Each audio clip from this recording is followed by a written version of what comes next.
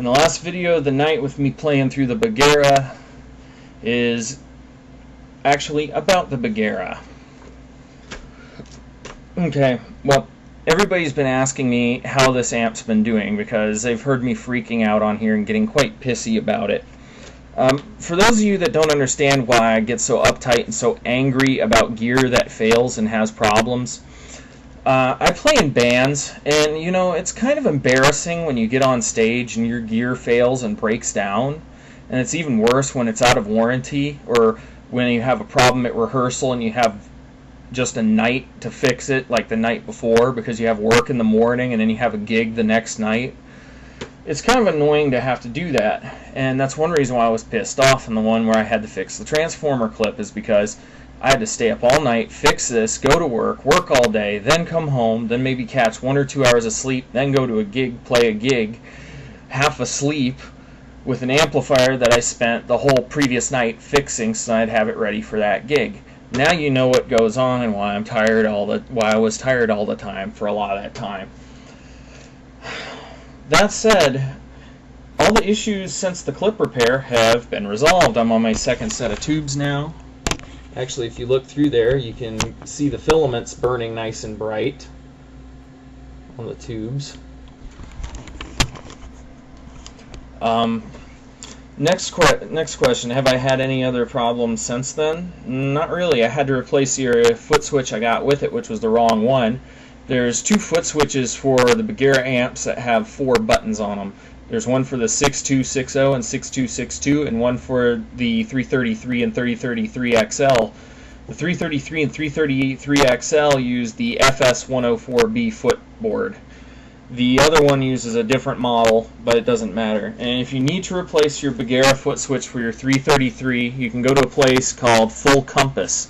They have an internet website with authorized Bugera replacement parts, or Behringer replacement parts, by the way. So if you have any piece of Behringer gear you need to fix, go to them. They'll hook you up. They hooked me up with the proper foot switch for this amp, the proper foot switch and the proper replacement.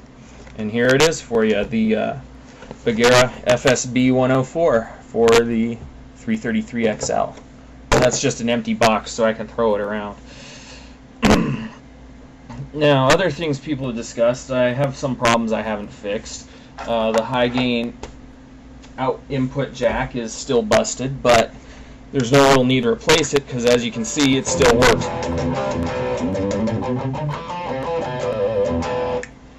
So yeah, the output jack still works. I mean, the input jack still works. Haven't had any cable problems, but that's because I replaced it with a monster cable. Since the last time I've talked about it, I got another cabinet for it, a 1x12 line 6 cab with an eminent speaker I bought from Pond Fathers. One of my new favorite stores to get music gear at. And another question a lot of people have asked me about this amp is my settings.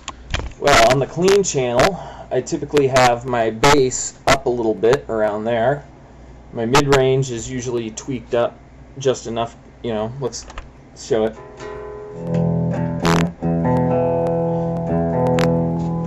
My mid-range is usually just a little bit up. Sometimes I turn it down to get more of a glassy sound.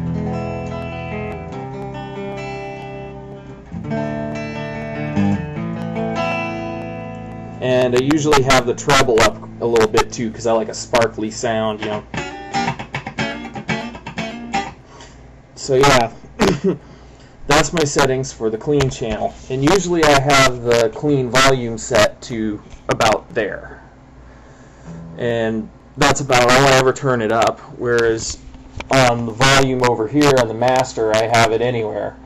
Let me turn down my guitar, because I'm going to show you different positions. When I'm at home, as you can see, this is about the loudest it goes at home. It's barely even past 1. I mean, barely even past 1. At some gigs, I have it up here halfway, and that was even too much at the rehearsal space for Ancient Tongues, so I had to turn it down. At Smokin' 66 rehearsal, it's usually either right here, or at times I turn it all the way up right there, which you can hear. Now you can hear the hiss coming out of my speaker. Yep, and that's about where I have it most of the time, though, when I'm at home, like right now. And even then, it's still too freaking loud. I mean, right now it's 9:02 p.m. where I'm at, and I'm sure my landlord could probably chew me out if I start cranking this thing any higher. Of course, all my knobs work, even despite the fact that they wobble a little bit like all Bugera amps do, at least, except for the newer ones, because I did just see a newer one recently, but I haven't been able to pop one open. I usually have my presence set just a little bit higher than normal.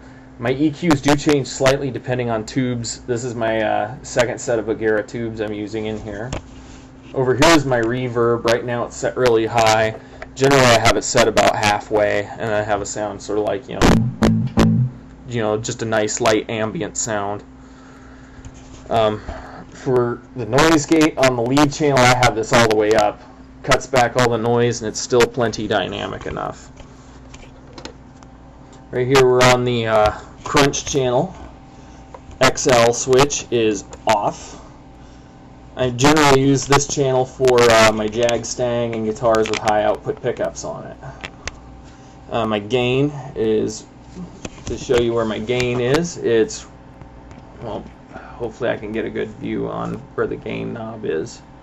I'm trying to get a good view of the gain knob. It's right up, if you look, it's right there. That's where I have my gain set. My bass is set just a little over halfway, same with the mid, and the treble is backed off to keep the highs pretty well balanced. So I have a nice, whoa, that's a little loud,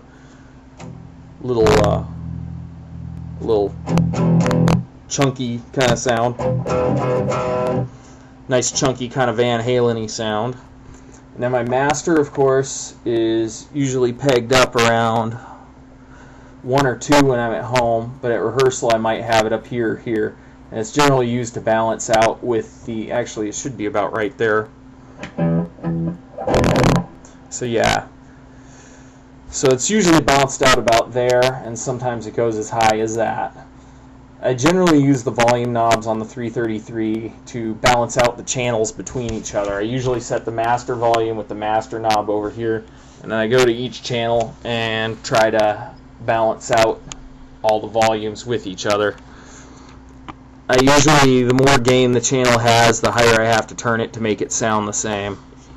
Now for the lead channel, I usually have the treble is backed off quite a bit, because I use this channel is used for 2 things. It's used either for really, really high gain thrash sounds, or used for guitars like my Mustang or my Telecaster that have single coil pickups to get that high gain crunch kind of sound like you hear a lot of 80s band use, and have me get that out of a standard set of single coils. And it really does well like that, and I kind of like it because it seems to have a wider dynamic response. My mids are turned a little bit down. Generally I have them just a little bit over, and bass is the same setting. And my gain is either turned from here or here, and I tend to change it variantly depending on how much gain I need and depending on the venue. And of course XL is on to give that extra low-end mid-range boost to the amplifier. Over here I only ever have reverb on the clean channel. On crunch or on lead I never have it on, because I like the sound to remain nice and tight and punchy. And that's pretty much all my settings for that amp. That said, I haven't had any more problems with it otherwise, so I'm actually quite happy with it now, and I'm actually planning to be saving up for a second one so I don't have to keep dragging this one to rehearsal all the freaking time.